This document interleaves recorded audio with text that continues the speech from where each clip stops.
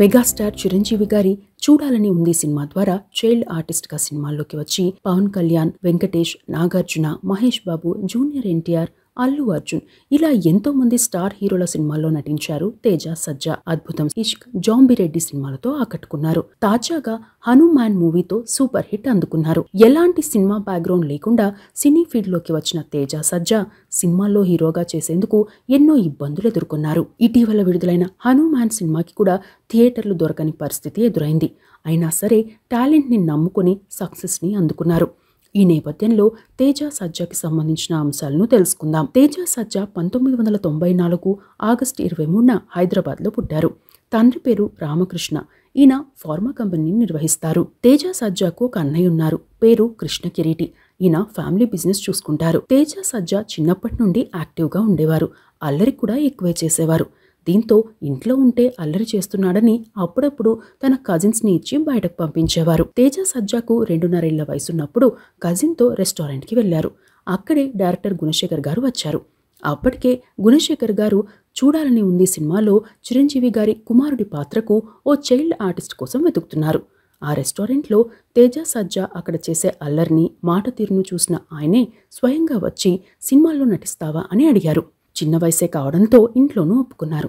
అలా చిరంజీవి గారి చూడాలని ఉంది సినిమాలో ఛాన్స్ వచ్చింది. ఆ సినిమాలో పలు సీన్లను తలకోన ఫారెస్ట్లో తీశారు. ఓ సీన్లో భాగంగా నీళ్లలో దిగాల్సి ఉంటుంది. దీంతో తేజ భయపడి ఆ నీళ్లలో దిగేందుకు ఒప్పుకోలేదు. చిరంజీవి గారు దాదాపు 2 గంటల పాటు తేజను కన్విన్స్ చేసినా తేజ మాత్రం ఒప్పుకోలేదు. అప్పటికే చిరంజీవి గారికి ఫీవర్ ఉన్నా ఆ సీన్ అయిపోతే వేరే లొకేషన్కి వెళ్లాలన్న ఉద్దేశంతో అంతసేపు వెయిట్ చేశారు. ఎంత చెప్పినా తేజ సజ్జా ఒప్పుకోకపోవడంతో ఆ రోజు షూటింగ్ ప్యాకప్ చెప్పారు. కానీ మరుసటి రోజుకి చిరంజీవి గారికి హై ఫీవర్ వచ్చింది. అయినా సరే తేజ సజ్జా ఆ సీన్ కోసం ఒప్పుకోవడంతో చిరంజీవి గారు జ్వరంతోనే ఆ సీన్లో నటించారు. ఇటీవల ఓ ఇంటర్వ్యూలో తేజ సజ్జా మాట్లాడుతూ చిన్నతనంలో తనకు తెలియకుండా ఆ పని చేశానని, అంత పెద్ద స్టార్ అయినప్పటికీ చిరంజీవి గారు నన్ను కన్విన్స్ చేసేందుకు చాలా ట్రై చేశారని చెప్పారు. 1998లో వచ్చిన ఈ సినిమా సూపర్ హిట్ అయింది. కర్నూలులో జరిగిన 100 డేస్ ఫంక్షన్కి స్వయంగా చిరంజీవి గారు తేజను స్టేజ్ మీదకు ఎత్తుకుని తీసుకువచ్చారు కూడా. ఆ సినిమా తర్వాత కె రాఘవేంద్రరావు డైరెక్షన్లో మహేష్ బాబు హీరోగా డెబ్యూ మూవీ అయిన రాజకుమారులో ఛాన్స్ వచ్చింది. ఆ మూవీలో చెంగల్ రాయుడు పాత్రలో నటించారు తేజ. 2000వ సంవత్సరంలో విక్టరీ వెంకటేష్ గారి కల్సుందాంరా సినిమాలో సందీప్ పాత్రలో, అదే ఏడాది మహేష్ బాబు గారి యువరాజు సినిమాలో తేజ పాత్రలో, జగపతి బాబు గారితో బాచి సినిమాలో హబీబీ పాత్రలో నటించారు. 2001లో ఉషా కిరణ్ మూవీస్ బ్యానర్లో వచ్చిన దీవించండి సినిమాలో శ్రీకాంత్ గారితో కలిసి నటించగా ఆయనతోనే ప్రేమ సందడిలోనూ నటించారు. ఇక 2001లో బి గోపాల్ గారి డైరెక్షన్లో వచ్చిన ఇంద్రా సినిమాలో మరోసారి చిరంజీవి గారితో కలిసి నటించే ఛాన్స్ వచ్చింది. అప్పటికే చిరంజీవి గారితో నటించిన నేపథ్యంలో చిరంజీవి గారికి ఫ్యాన్ అయ్యారు తేజ. ఆడిషన్ అయ్యాక బి గోపాల్ గారితో తేజ సజ్జా మాట్లాడుతూ నాకు చిరంజీవి సార్ పక్కనే ఉండే పాత్ర కావాలి అని అడిగారట. వాస్తవానికి బి గోపాల్ గారు ముందుగా తేజ సజ్జాను వేరే పాత్రకు తీసుకున్నా తేజ సజ్జా అడిగే విధానం నచ్చి ఆ సినిమాలో ఇంద్రసేనారెడ్డి చిన్ననాటి పాత్రలో నటించే ఛాన్స్ ఇచ్చారు. ఆ పాత్ర ద్వారా మంచి గుర్తింపు తెచ్చుకున్నారు.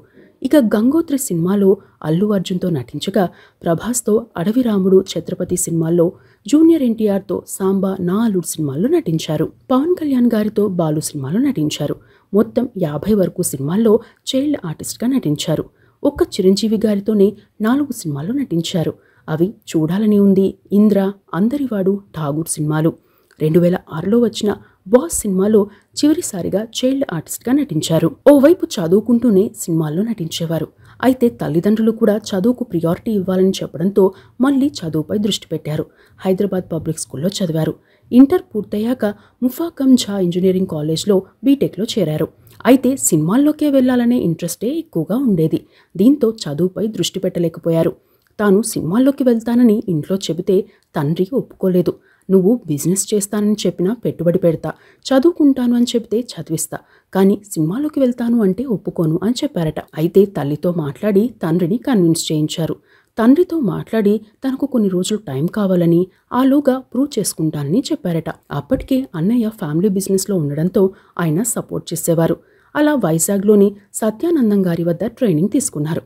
అక్కడ ట్రైనింగ్ పూర్తయ్యాక హైదరాబాద్ వచ్చి కొన్ని ఆఫీసులకు వెళ్లారు. అయితే చైల్డ్ ఆర్టిస్ట్ గా ఛాన్స్ ఇచ్చేందుకు నువ్వు అంత చిన్నవాడివి కాదు, హీరోగా ఛాన్స్ ఇచ్చేందుకు నీ ఏజ్ కూడా సరిపోదు అని చాలా మంది చెప్పారు. దీంతో మళ్లీ ఆలోచనలో పడ్డారు. తల్లిదండ్రులతో మాట్లాడి డిగ్రీలో BBA కోర్సులో చేరారు. ఓవైపు చదువుతూనే సినిమాల్లో ట్రై చేయడం మొదలుపెట్టారు. చైల్డ్ ఆర్టిస్ట్ గా నటించిన టైంలో చాలా మంది డైరెక్టర్లు, ప్రొడ్యూసర్లు పరిచయమయ్యారు.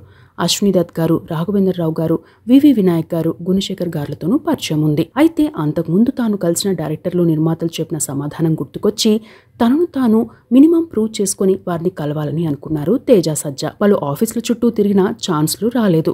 దాదాపు 6 ఏళ్ల పాటు ట్రై చేస్తూనే ఉన్నారు. ఇక కుమారుడి పట్టుదల చూసిన తల్లిదండ్రులు కూడా సపోర్ట్ చేశారు. అలా 2013 నుండి 2017 వరకు చాలా మందిని కలిశారు. కొందరు అడ్వాన్సులు కూడా ఇచ్చారు. అయితే కారణం ఏదైనా చాలా సినిమాలు ఆగిపోయాయి. ఆ చెక్లు బౌన్స్ అయ్యాయి. కొందరు మాత్రం మరుసటి రోజు షూటింగ్ ఉందనగా సారీ, నీ ప్లేస్లో వేరే వారిని తీసుకోవాల్సి వచ్చింది, ఏమీ అనుకోవద్దు అని చెప్పేవారు. ఇలాంటివి జరిగినప్పుడు తొలినాళ్లలో బాధపడేవారు. ఆ తర్వాత పట్టుదల పెరిగింది. ఇక బంధువుల్లో చాలా మంది సినిమాల్లో ఎందుకు బిజినెస్లోకి వచ్చాయి అని చెప్పేవారు. దీంతో కొన్నిసార్లు ఫంక్షన్లకు కూడా దూరంగా ఉండేవారు. తాను సినిమాల్లో ప్రయత్నిస్తున్న టైంలోనే డైరెక్టర్లు సుజిత్, శశి, అనుదీప్, ప్రశాంత్ వర్మలు పరిచయమయ్యారు. తర్వాత వారే క్లోజ్ ఫ్రెండ్స్ అయ్యారు. అప్పటికే తేజ సజ్జా BBA పూర్తి చేశారు. ప్రశాంత్ వర్మ కూడా స్ట్రగుల్ అవుతున్న టైంలో ఆయన డైరెక్షన్లో వచ్చిన డైలాగ్ ఇన్ ది డార్క్ టైటిల్లో వచ్చిన షార్ట్ ఫిలింలోనూ నటించాడు తేజ సజ్జా. అదే తాను హీరోగా కనిపించిన మూవీ అని చెప్పవచ్చు. ఆ టైంలోనే డైరెక్టర్ నందిని రెడ్డి గారితో పరిచయమైంది. ఆమె ఓ మూవీ చేస్తున్నారని తెలిసి కలిశాడు. అందులో సైడ్ క్యారెక్టర్ ఉందని, సమంత లీడ్ రోల్ అని చెప్పారట నందిని రెడ్డి. మొదట ఇష్టం లేకపోయినా సురేష్ ప్రొడక్షన్ లాంటి పెద్ద బ్యానర్ కావడం, అందులోనూ సమంత లాంటి స్టార్, రాజేంద్ర ప్రసాద్ గారు, లక్ష్మి, రావు రమేష్ లాంటి సీనియర్ నటులు ఉండడంతో ఆ సినిమాలో నటించేందుకు ఒప్పుకున్నారు. అక్కడే సమంత గారు పరిచయం అయ్యారు. తేజ సజ్జతో మాట్లాడాక సమంత గారు ప్రత్యేకంగా తేజ సజ్జా కోసం కొన్ని సీన్లను రాయించారని ఓ ఇంటర్వ్యూలో చెప్పారు తేజ. అలా ఆ సినిమాలో రామకృష్ణ పాత్రలో నటించారు. 2019లో వచ్చిన ఈ మూవీ 2014లో వచ్చిన కొరియన్ సినిమా అయిన మిస్ గ్రానీకి రీమేక్. ఇక ఈ సినిమాలో ఛాన్స్ వచ్చిందని చెప్పాక తండ్రి కొరియన్ వర్షన్లో వచ్చిన మూవీ చూసి ఈ మూవీలో నీ పాత్రకు ప్రాధాన్యం ఏముంటుంది అన్నారట. అయితే ఒరిజినల్ వర్షన్ కి పలు మార్పులు చేసి తీశారు నందిని రెడ్డి. సినిమా రిలీజ్ అయ్యాక తన పాత్రను చూసి తండ్రి కూడా చాలా హ్యాపీగా ఫీల్ అయ్యారని, నందిని రెడ్డి గారికి ఫోన్ చేసి మా అబ్బాయికి మంచి ప్లాట్ఫామ్ ఇచ్చారు అని అన్నారని ఓ ఇంటర్వ్యూలో చెప్పారు తేజ సజ్జా. ఆ సినిమా తర్వాత జాంబిరెడ్డి సినిమాలో ఛాన్స్ వచ్చింది. వాస్తవానికి డైరెక్టర్ ప్రశాంత్ వర్మ ఓ స్టార్ హీరోతో సినిమా ప్లాన్ చేసుకున్నారు. అయితే షూటింగ్ ఆలస్యం అవుతోంది. అదే టైంలో తేజ సినిమాల కోసం ప్రయత్నాలు చేస్తున్నారు. దీంతో ఓ రోజు ప్రశాంత్ వర్మ ఫోన్ చేసి బాబాయ్, మన వద్ద ఓ క్రేజీ కథ ఉంది, మనం చేద్దాం అన్నారట. ఆ మూవీయే జాంబిరెడ్డి. ఆ సినిమాకు మంచి గుర్తింపు వచ్చింది. ఆ మూవీ హిందీలోనూ దాదాపు 15 కోట్ల వరకు కలెక్ట్ చేసింది. ఆ మూవీ కోసం 1000 మంది జాంబీలతో కలిసి నటించారు తేజ. ఆ మూవీ 2020లో రిలీజ్ కావాల్సి ఉన్న కోవిడ్ కారణంగా ఆలస్యమైంది. అదే ఏడాది ఇష్క్ సినిమాలోనూ ఛాన్స్ వచ్చింది. మలయాళంలో వచ్చిన ఇష్క్ సినిమాని అదే పేరుతో 2021లో SS రాజు డైరెక్షన్లో రీమేక్ చేశారు. ప్రియా ప్రకాష్ వారియర్ హీరోయిన్ గా నటించారు. ఈ మూవీ మిక్స్డ్ టాక్ తెచ్చుకుంది. ఆ సినిమా తర్వాత మల్లిక్రామ్ డైరెక్షన్లో శివాని రాజశేఖర్ హీరోయిన్ గా అద్భుతం సినిమాలో హీరోగా చేశారు. ఆ తర్వాత వచ్చిన సినిమా హనుమాన్. ఈ మూవీ తేజ సజ్జాకు 5వ సినిమా కాగా అందులో 3 సినిమాలు ప్రశాంత్ వర్మ డైరెక్షన్లో వచ్చినవే. కె నిరంజన్ రెడ్డి నిర్మాతగా ప్రైమ్ షో ఎంటర్టైన్మెంట్ బ్యానర్ పై వచ్చిన ఈ మూవీలో అమృత్ అయ్యర్, వరలక్ష్మి శరత్ కుమార్, వినయ్ రాయ్ తదితరులు నటించారు. సూపర్ హీరో బ్యాక్గ్రౌండ్ గా వచ్చిన ఈ మూవీ ప్రస్తుతం అన్ని భాషల్లో రికార్డ్ స్థాయిల్లో కలెక్షన్లను రాబడుతోంది. తెలుగు, హిందీ, కన్నడ, తమిళం, మలయాళంతో పాటు Korean, Japanese, English, Spanish, Chinese ఇలా 11 భాషల్లో దాదాపు 70 కోట్లకు పైగా కలెక్షన్లను రాబట్టింది. అందులో తెలుగులో దాదాపు 40 కోట్ల వరకు ఉంది. ఒక తెలుగు మూవీ ఒకేసారి అన్ని భాషల్లో రిలీజ్ కావడం కూడా ఇదే తొలిసారి అని చెప్పవచ్చు. హిందీలో డబ్బింగ్ రైట్స్ కే దాదాపు 10 కోట్లు వచ్చినట్లు చెబుతున్నారు. అయితే ఈ సినిమా రిలీజ్ విషయంలో పలు ఇబ్బందులు ఎదురయ్యాయి. పెద్ద సినిమాలు ఉండడంతో హనుమాన్ సినిమాకి మొదట థియేటర్లు కూడా దొరకని పరిస్థితి తలెత్తింది. తెలుగులో ఈ సినిమాకు మైత్రి మూవీ మేకర్స్ వారు డిస్ట్రిబ్యూటర్స్గా ఉన్నారు. వారి సహకారంతో ఈ సినిమా జనవరి 12న రిలీజ్ చేశారు. తొలి రోజున కొన్ని థియేటర్లలోనే రిలీజ్ అయింది. ఆ తర్వాత క్రమేణా థియేటర్ల సంఖ్య పెరిగింది. సినిమా రిలీజ్ అయ్యాక తేజ సజ్జా యాక్షన్కి మంచి ప్రశంసలు వచ్చాయి. దేశవ్యాప్తంగా గుర్తింపు తెచ్చుకున్నారు. ఇక చిరంజీవి గారితో తనకు ప్రత్యేకమైన అనుబంధం ఉందని ఓ ఇంటర్వ్యూలో చెప్పారు. తన కెరీర్ మొదలైందే చిరంజీవి గారి సినిమాతో అని చెప్పారు.